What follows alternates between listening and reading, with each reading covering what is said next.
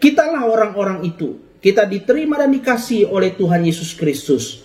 Padahal kita seperti barang yang rusak. Bagi dunia, kita diperlakukan dengan sangat tidak manusiawi. Jika tidak berguna, akan dipinggirkan. Jika rusak, dibuang dan dijadikan seperti sampah.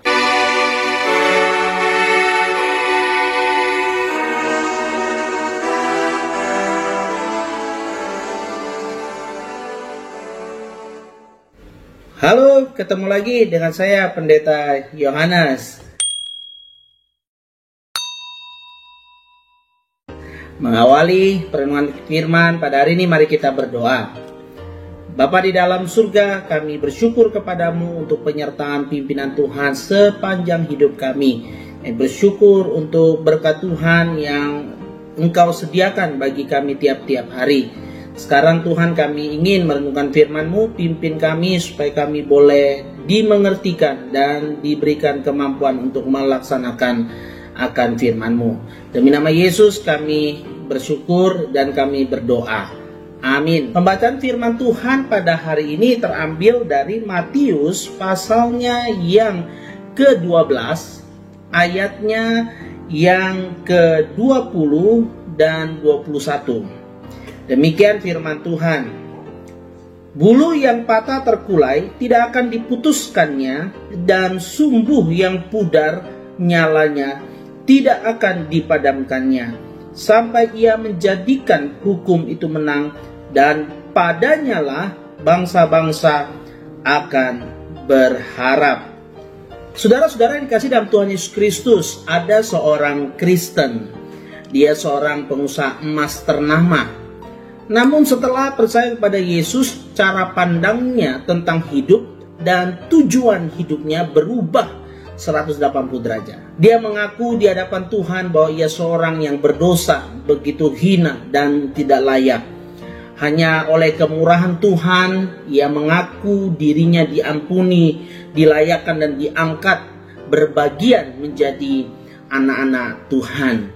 Untuk terus mengingatkan dia akan kemurahan dan belas kasihan Tuhan ini, ia melakukan hal yang unik. Ia mengumpulkan berbagai barang yang rusak, yang nilainya tidak terlalu mahal.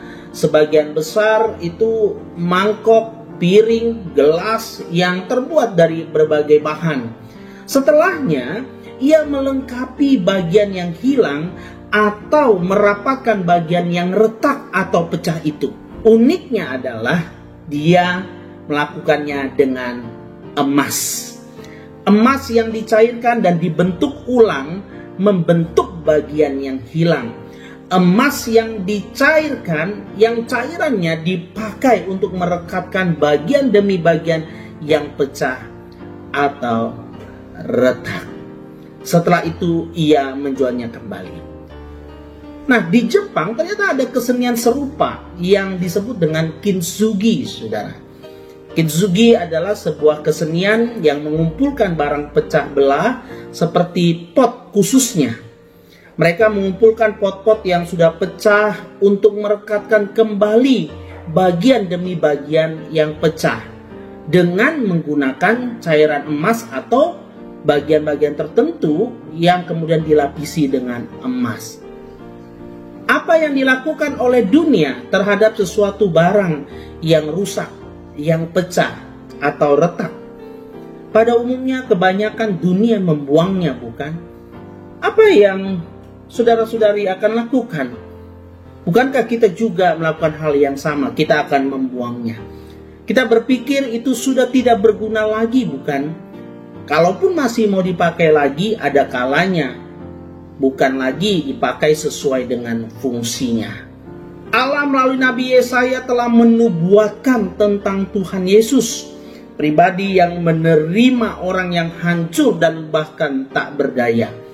Hal ini digambarkan dalam kalimat, bulu yang patah terkulai tidak akan diputuskannya, dan sumbu yang pudar nyalanya tidak akan dipadamkannya, sampai ia menjadikan hukum itu menang, dan padanyalah bangsa-bangsa akan berharap. Kitalah orang-orang itu. Kita diterima dan dikasihi oleh Tuhan Yesus Kristus. Padahal kita seperti barang yang rusak. Bagi dunia, kita diperlakukan dengan sangat tidak manusiawi. Jika tidak berguna, akan dipinggirkan.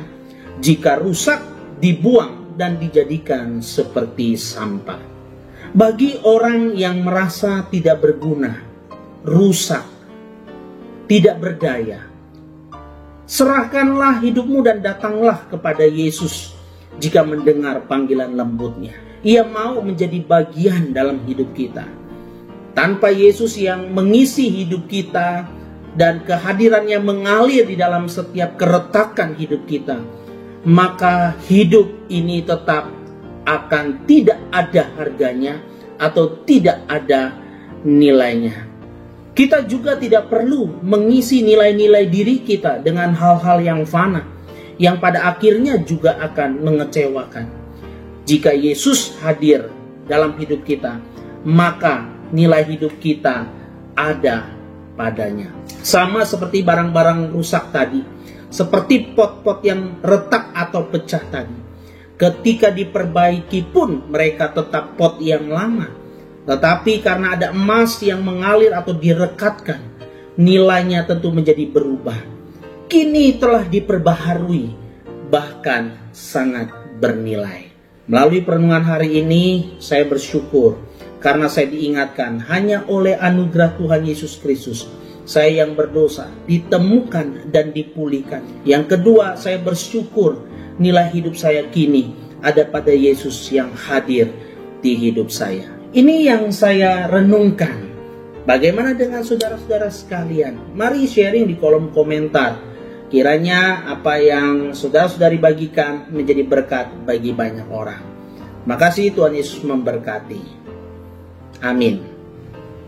Mengakhiri akan perenungan kita hari ini, mari kita berdoa.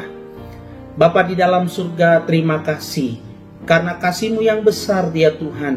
Engkau mengambil orang-orang berdosa, membawa kembali kepada Tuhan. Engkau memperbaikinya, dan bahkan lewat karya Tuhan Yesus Kristus, lewat kehadiran Kristus, orang-orang berdosa sungguh boleh dipulihkan di dalam Tuhan Yesus. Bersyukur untuk kasih anugerah Tuhan yang besar. Kami berdoa Tuhan, kiranya kami pun juga boleh Tuhan tolong untuk hidup sebagaimana dengan nilai yang sudah Tuhan taruh dalam hidup kami.